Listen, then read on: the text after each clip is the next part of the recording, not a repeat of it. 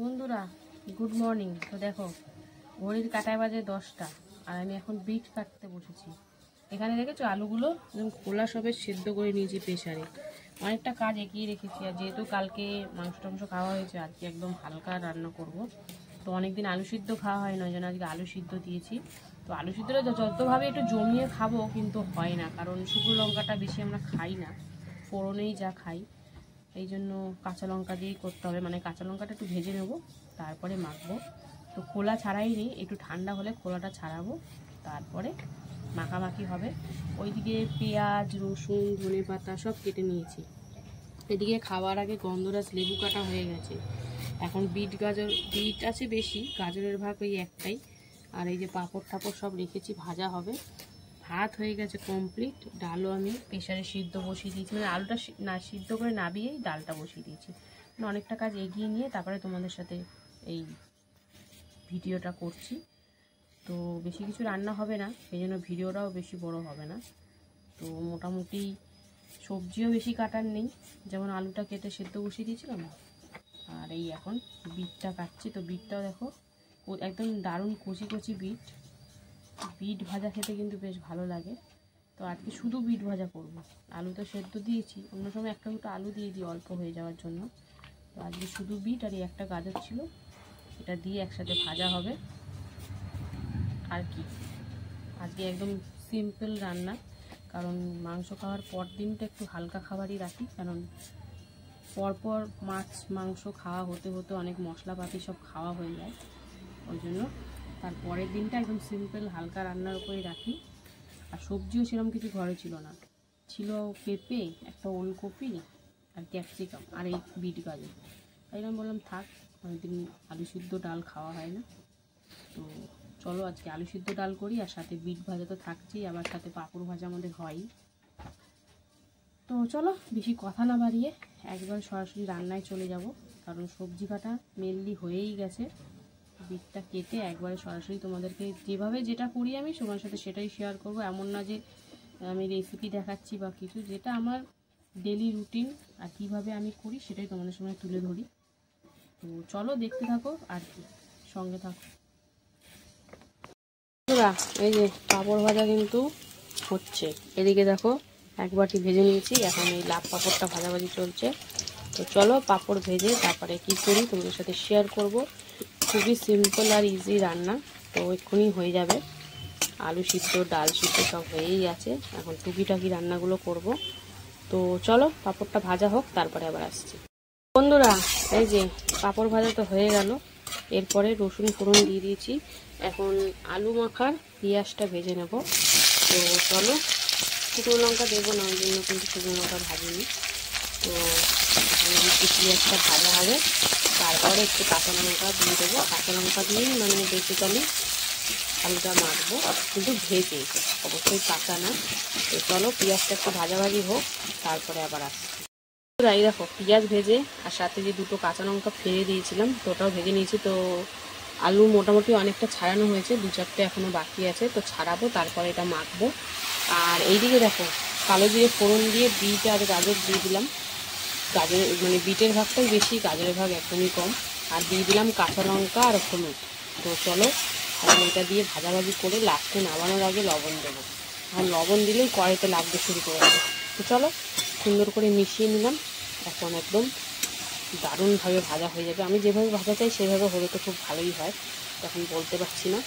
চলো ভাজাভাজি হোক, তারপর তোমাদেরকে দেখাবো। আর আলু মাখাটা অবশ্যই দেখাবো, আগে আলুগুলো ছাড়িয়ে নিই তারপরে।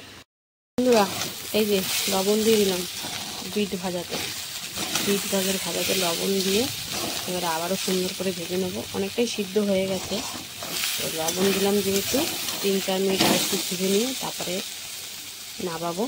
তো চলো বন্ধুরা দেখো লবণ দেওয়াতে কিন্তু অনেকটাই মজে গেছে, আর বিট ভাজা মানে বিট গাজর ভাজা কমপ্লিট। তো চলো এটাকে নামিয়ে নেব, তারপরে কিন্তু ডালটা সম্বরা দিতে হবে।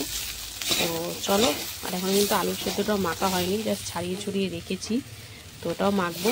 তো চলো আগে এটা নামিয়ে নিই, তারপরে যা করবো তোমার সাথে শেয়ার করব। তো দেখতে থাকো বন্ধুরা।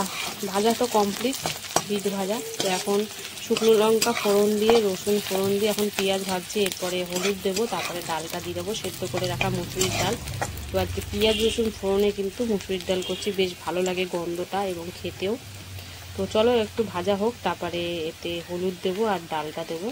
তো চলো দেখতে থাকো বন্ধুরা। দিয়ে দিলাম হলুদ গুঁড়ো। তো চলো এবারে ডালটা সম্বারে দেবো, সিদ্ধ করে রাখা মুসুরির ডাল। তো ডালের মধ্যে জাস্ট শুধু কাঁচা লঙ্কাই দিয়েছিলাম, কিছু দিইনি। তো এখন সম্বারা করে তারপরে এর মধ্যে যেন বলে লবণটা দেবো।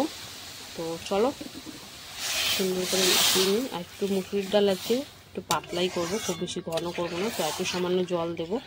তো চলো একটু জল আর একটু লবণ দিয়ে তারপরে ফুটে যাক, তারপরে তোমাদেরকে আবার দেখাবো বন্ধুরা। এই যে চলো এবার আলু মাখবো। তো আলুগুলো তো সুন্দর করে ছাড়িয়ে নিয়েছি, এখন আগে একটু এরমভাবে চটকে নিই, তারপরে এতে লবণ আর সর্ষের তেল দেবো। তো পেঁয়াজ আর লঙ্কা তো ভেজেই নিয়েছি তোমরা দেখলেই। তো চলো চটকে চাটকে নিই, তারপরে এতে লবণ আর সর্ষের তেল দেবো বন্ধুরা। এই যে কাঁচা সর্ষের তেল আর লবণ দিয়ে সুন্দর করে মেখে নিয়েছি। তো জানি শুকনো লঙ্কা ভাজা ছাড়া কেমন লাগছে, কিন্তু কিছু করার নেই। দেখার সৌন্দর্যের থেকেও শরীরের আমার সেফটিটা আগে। তো যাই হোক, শুকনো লঙ্কা ভাজা খাওয়া এমন হ্যাবক কিছু ভালো কাজ না। তো যাই হোক চলো, আলু মাখা তো কমপ্লিট, ওদিকে ডালটা হচ্ছে। তো দেখতে থাকো বন্ধুরা। ডালটা একদম সুন্দর করে টকবক করে ফুটে গেছে, লবণও দিয়ে দিয়েছিলাম। তো এবারে চলো নামানোর আগে একটু ধনেপাতা দিচ্ছি। এটা জাস্ট এমনি ছিল বলেই দিলাম, এটা না দিলেও চলে। তো ওই ধনেপাতা দিয়ে সুন্দর করে মিশে একদম পাতলা ডাল করেছে। মুসুরির ডাল কিন্তু পাতলাটা বেশি টেস্ট হয় খেতে, আর মুগ ডাল গাঢ়। তো যাই হোক চলো এবারে নামিয়ে নেবো। তো কেমন লাগলো আজকের এই হালকা পাতলা রান্না অবশ্যই কমেন্টে জানিও। ভালো লাগলে লাইক কমেন্ট শেয়ার করতে ভুলো না। যারা যারা এখনও ফলো করনি অবশ্যই ফলো করে নিও। তো চলো এখনের মতন টাটা, আবার চলে আসবো দুপুরে খাওয়ার ভিডিও নিয়ে। ততক্ষণ যেন সবাই সুস্থ থেকো, ভালো থেকো, টাটা। হ্যালো বন্ধুরা, শুভ দুপুর। তো প্রতিদিনকার মতন কিন্তু দুপুরের লাঞ্চ থালি নিয়ে বসে পড়েছি। তো আজকে হচ্ছে বুধবার। তো চলো প্রথমে দেখে নেবো বুধবার দুপুরে লাঞ্চ থালির মেনুতে আজকে কী কী রেখেছি। তো লাঞ্চ থালি তো প্রতিদিনকার মতন সুন্দর করে সাজিয়ে নিয়েছি। রয়েছে এখানে গরম গরম ভাত, এখানে রয়েছে এক টুকরো গন্ধরাজ লেবু, এখানে রয়েছে বিট গাজর একসাথে ভাজা, রয়েছে আলু ভর্তা, আর করেছিলাম পাতলা করে মসুরির ডাল, আর ছিল পাঁপড় ভাজা। তো এই একদম সিম্পল হালকা কিন্তু দারুণ টেস্টি খাবার। তো চলো কর্তা মশাই তো একদম রেডি। তো প্রথমে দেখো বিট গাজর ভাজা দিয়ে প্রথমে মাখামাখি চলছে। তো বিটটা ভাগটাই বেশি, গাজরের ভাগটা কম। আর বিট গাজর ভাজা খেতে কিন্তু খুব ভালো লাগে খেতে, হালকা মিষ্টি মিষ্টি। তারপর লঙ্কা টঙ্কা দিয়ে ভাজা হয়, তো মিষ্টি ঝাল মিলেমিশে পুরো একাকার।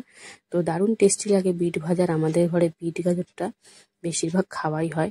তো চলো বিট গাজর ভাজা দিয়ে খাওয়া কমপ্লিট। এবার হচ্ছে ডাল। আজকে একদম পাতলা করে ডাল করেছিলাম, কারণ কালকে তো রিচ তেল মশলা সব খাওয়া হয়েছে। আমি রিচ করি না, তাও মশলাপাতি খাওয়া হয়েছে বলে আজকে একদম পাতলা করে মুসুরির ডাল, এই সাথে গন্ধরাজ লেবু দিয়ে একদম চিপে নিয়ে সুন্দর করে মাখামাখি করে নিচ্ছে। আর এই মুসুরির ডালটা কিন্তু রসুন ফোড়ন দিয়ে করেছি, বেশ ভালো লাগে রসুন পেঁয়াজ দিয়ে ডাল করলে মুসুরির ডাল। আর সাথে আমাদের রসুন পেঁয়াজ ভেজেই কিন্তু আলুটাও মেখেছি, শুধু শুকনো লঙ্কা দিইনি, কাঁচা লঙ্কা দিয়ে। আর সাথে ছিল আমাদের পাঁপড় ভাজা। তবে সাধারণ কিন্তু অসাধারণ খাবার। তো এটা সপ্তাহে একদিন হলে তো বেশ ভালোই হয়, আর বেশিরভাগ রিচ খাওয়ার পরের দিন হলে খুব সুন্দর লাগে খেতে, মানে খাবার ইচ্ছেটা বেড়ে যায়।